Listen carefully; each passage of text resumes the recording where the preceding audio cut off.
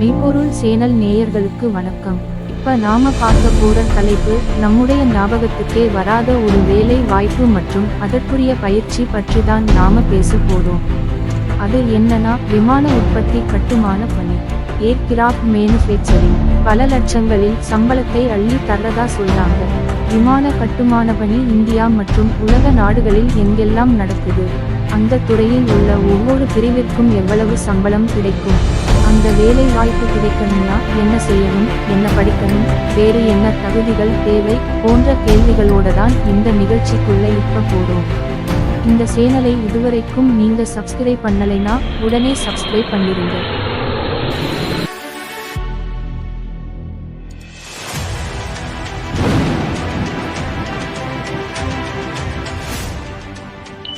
வணக்கம். இந்தியா மற்றும் ஆசியா, உலக நாடுகளில் எங்கெல்லாம் விமான உற்பத்தி மற்றும் விமான பராமரிப்பு வேலைகள் நடைபெறுகிறது. நம்முடைய மாணவ மாணவியர்களும் புதிதாக வேலை தேடுபவர்களுக்கும் விமான உற்பத்தி துறையில் உள்ள வேலை வாய்ப்புகள் பற்றி விரிவான தகவலை தாங்க. வணக்கம். கண்டிப்பாக சொல்கிறேன். சமீபத்திய ஆண்டுகளில் விமான உற்பத்தி மற்றும் விமானம் தொடர்பான நடவடிக்கைகளுக்கு இந்தியா ஒரு முக்கிய மையமாக உருவெடுத்துள்ளது. சிறப்பு பொருளாதார மண்டலங்களை நிறுவுதல், அந்நிய முதலீட்டு கொள்கைகளை தாராளமயமாக்குதல், வணிகம் செய்வதை எளிதாக்குவதை நோக்கமாக கொண்ட பல்வேறு சீர்திருத்தங்களை செயல்படுத்துதல் உட்பட நாட்டில் விமான போக்குவரத்து துறையின் வளர்ச்சியை ஊக்குவிக்க இந்திய அரசு பல முயற்சிகளை எடுத்துள்ளது.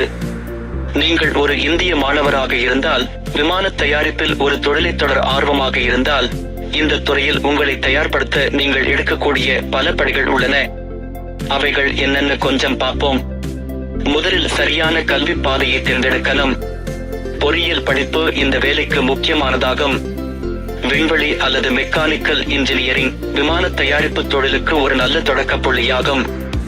Indian Institute of Technology (IIT), Indian Institute of Science (IISc) மற்றும் National Institute of Technology (NIT) உள்ளிட்ட பல இந்திய பல்கலைக்கழகங்கள் இந்த துறைகளில் பட்டப்படிப்புகளை வழங்குகின்றன. மேலும் இதற்கு பிராக்டிகல் நாலேஜ் அவசியமாகிறது. விமான தயாரிப்பு துறையில் நடைமுறை அனுபவத்தை பெற இன்டர்ன்ஷிப் பயிற்சிகள் சிறந்த வழியாகும். அனுபவத்தை பெற விமான நிறுவனங்கள் அல்லது விண்வெளி ஆராய்ச்சி நிறுவனங்களுடன் இணைந்து பணியாற்றுவதற்கான வாய்ப்புகளை தேட வேண்டும். இதற்கு பொருத்தமான திறன்களை வளர்த்துக் கொள்ளுதல் அவசியம். பொறியியலில் வலுவான தொழில்நுட்ப பின்னணியுடன் விமான தயாரிப்பில் வெற்றி பெற திட்ட மேலாண்மை, தரக்கட்டுப்பாடு மற்றும் விநியோக சங்கிலி மேலாண்மை போன்ற துறைகளில் திறன்களை வளர்த்துக் கொள்ள வேண்டும். தொழில்துறை போக்குகளுடன் புதுப்பித்த நிலையில் இருத்தல் அவசியம், அதாவது லேட்டஸ்ட் அப்டேட்டட் இருக்கணும். விமான போக்குவரத்து துறை தொடர்ந்து வளர்ச்சியடைந்து வருகிறது. மேலும் சமீபத்திய தொழில்நுட்ப முன்னேற்றங்கள், ஒழுங்குமுறை மாற்றங்கள் மற்றும் தொழில்துறை போக்குகள் ஆகியவற்றை புதுப்பித்த நிலையில் வைத்திருப்பது முக்கியம். தொழில்துறை மாநாடுகளில் கலந்து கொள்ளவும், தொழில்துறை வெளியீடுகளை படிக்கவும், மேலும் தகவல் அறிந்திருக்க இந்த துறையில் உள்ள நிபுணர்களுடன் தொடர்பில் இருக்க வேண்டும். விமான தயாரிப்பில் உங்கள் குறிப்பிட்ட பங்கை பொறுத்து நீங்கள் கூடுதல் சான்றிதழ்கள் அல்லது உரிமங்களை பெற வேண்டும்.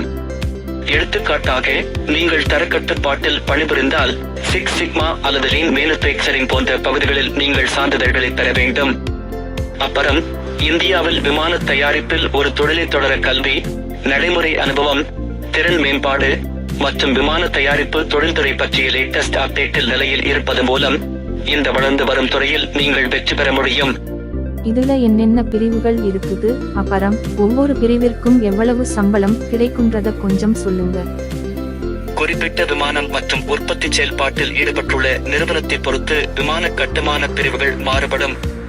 இருப்பினும் பொதுவாக ஒரு விமானத்தின் கட்டுமானத்தை பின்வரும் வகைகளாக பிரிக்கலாம். வடிவமைப்பு மற்றும் பொறியியல். இந்த வகை விமானத்தின் வடிவமைப்பு மற்றும் பொறியியலை உள்ளடக்கியது.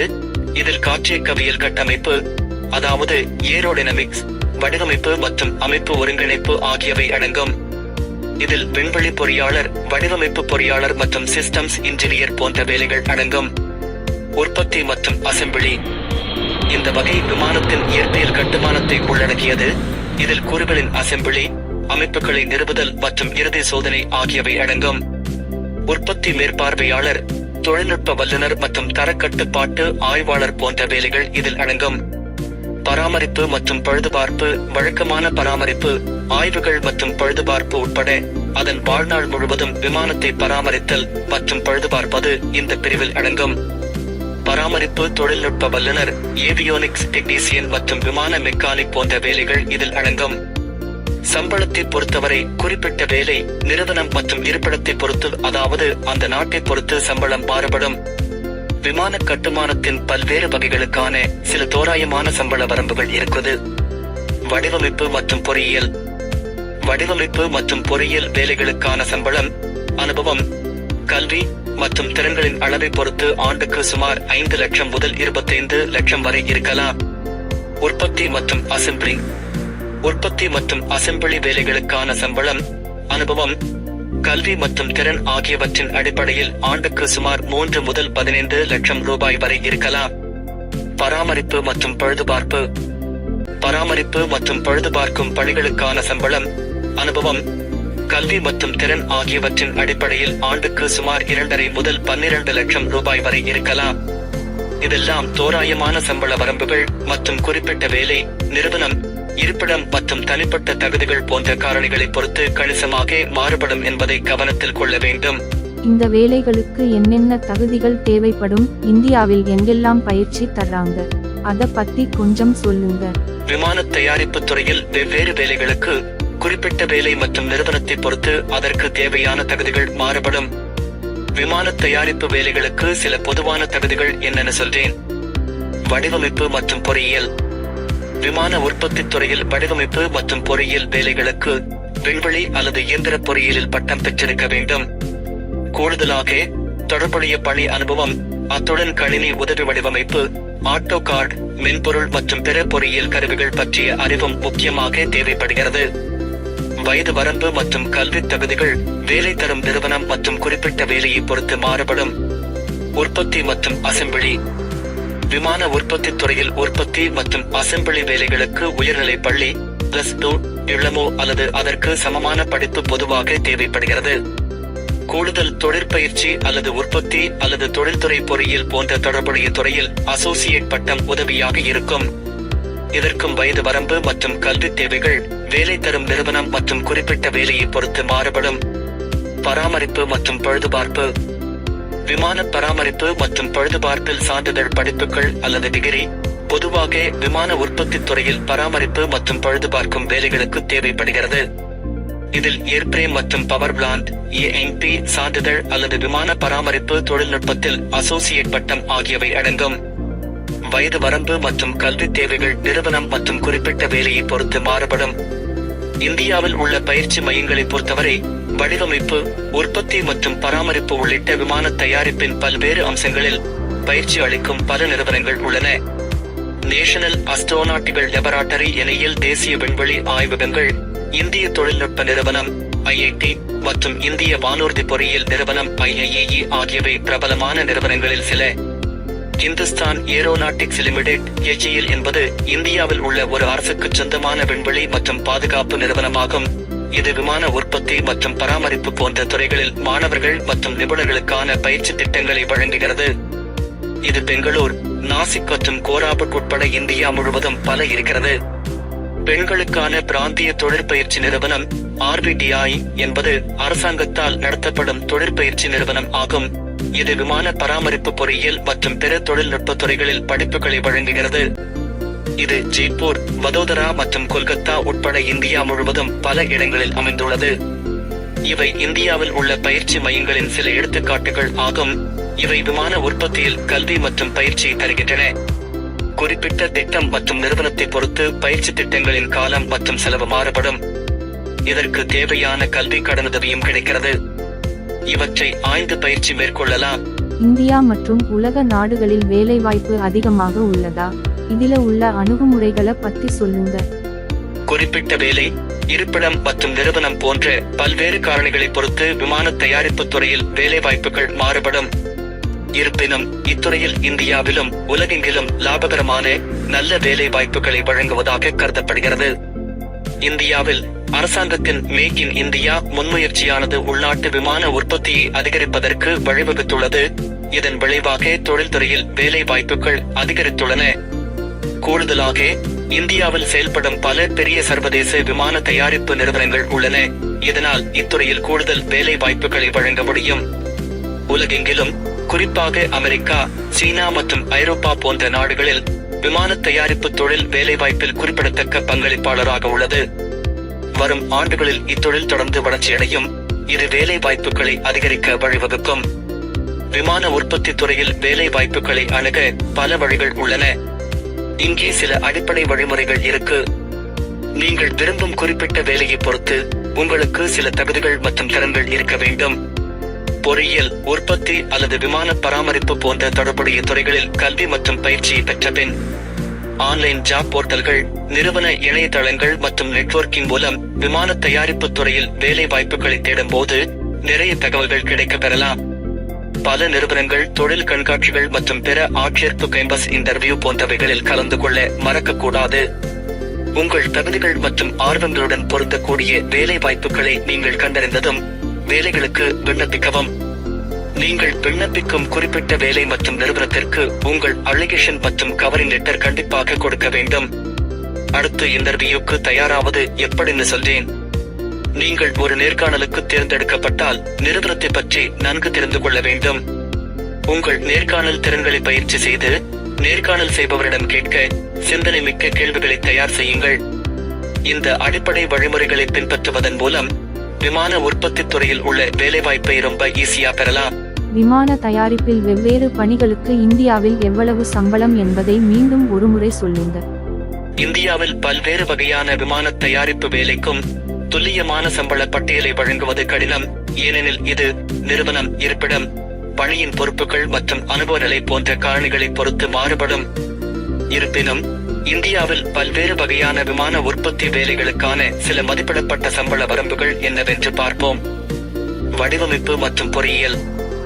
இந்தியாவில் விமான தயாரிப்பு துறையில் நுழைவு நிலை வடிவமைப்பு மற்றும் பொறியியல் வேலைகளுக்கு ஆண்டுக்கு சுமார் 4 முதல் 8 லட்சம் ரூபாய் வரை சம்பளம் வழங்குகின்றன.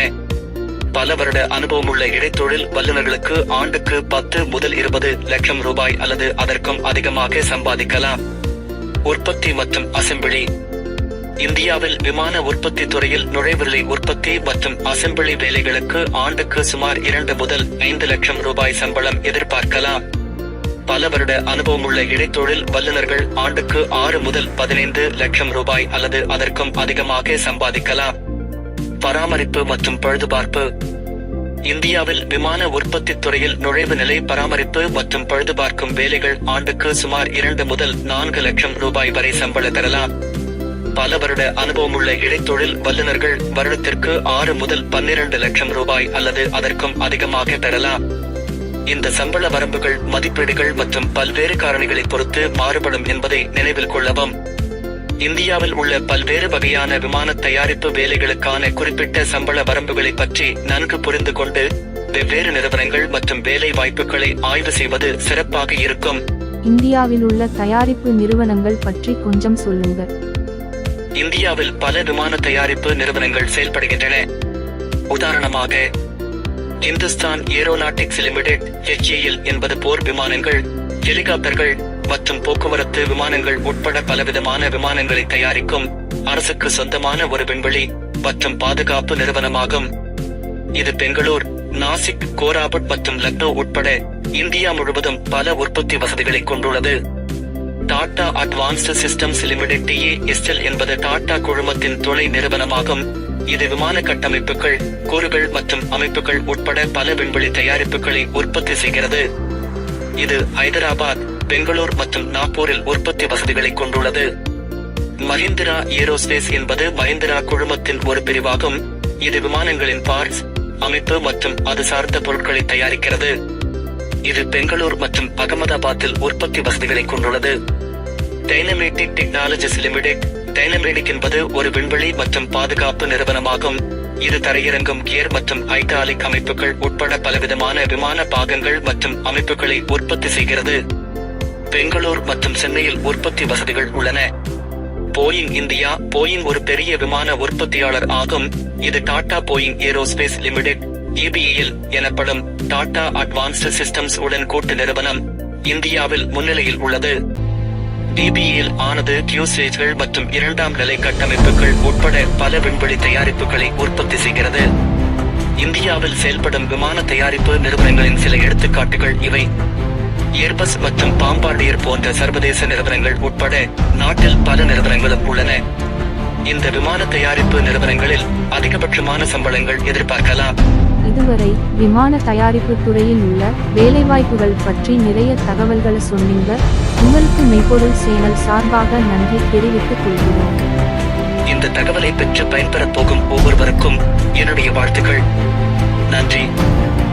மெய்ப்பொருள் சேனல் தமிழ் நேயர்களே, இந்த நிகழ்ச்சி உங்களுக்கு பயன் உள்ளதாக இருக்கும் என்று நம்புகிறோம். இந்த காணொளியை லைக் செய்து உங்கள் நண்பர்களுக்கும் குடும்பத்திற்கும் ஷேர் பண்ணுங்க. மீண்டும் ஒரு அட்டகாசமான தகவலுடன் சந்திப்போம். நன்றி.